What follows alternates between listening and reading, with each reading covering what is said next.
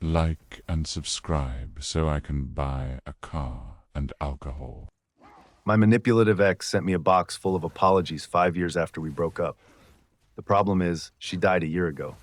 It's been 5 years since I finally, painfully, and messily extracted myself from that relationship. She was a master of quiet cruelty, a manipulator of the highest order. Every argument was my fault.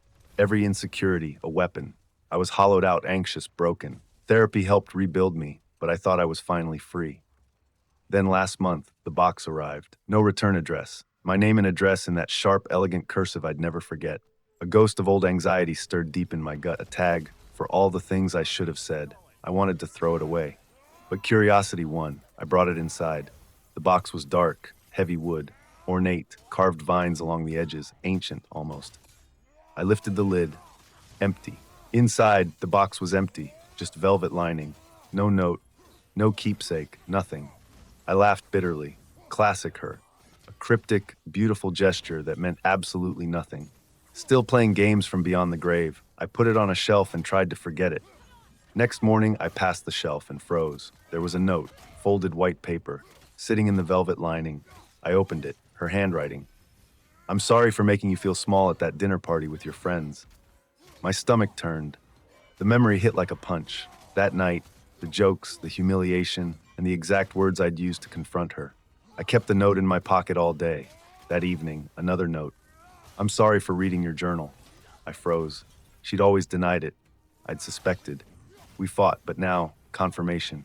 An hour later, another note. "I'm sorry for lying about where I was that night." This was my life now. Every time I checked, another note. A new apology. A new wound reopened. "I'm sorry I told your mother you broke the vase.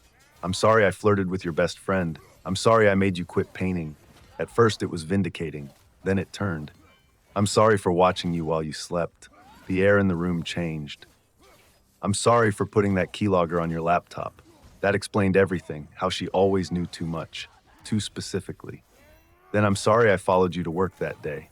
It wasn't just guilt, it was obsession, control, stalking I hadn't even realized.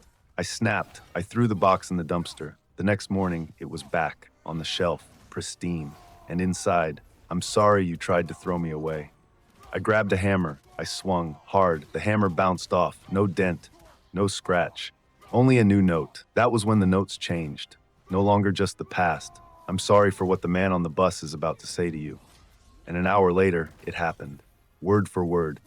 The box wasn't just apologizing, it was predicting, or maybe causing. "I'm sorry for your flat tire this afternoon. I'm sorry your boss is going to lose the file." Misery past and future.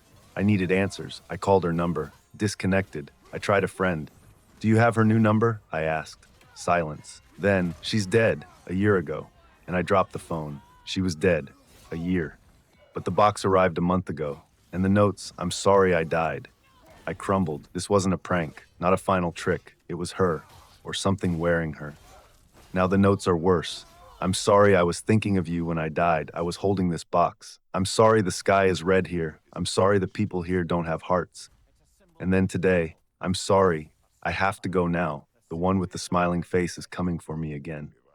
I'm afraid to check the box, but I know another note is already there.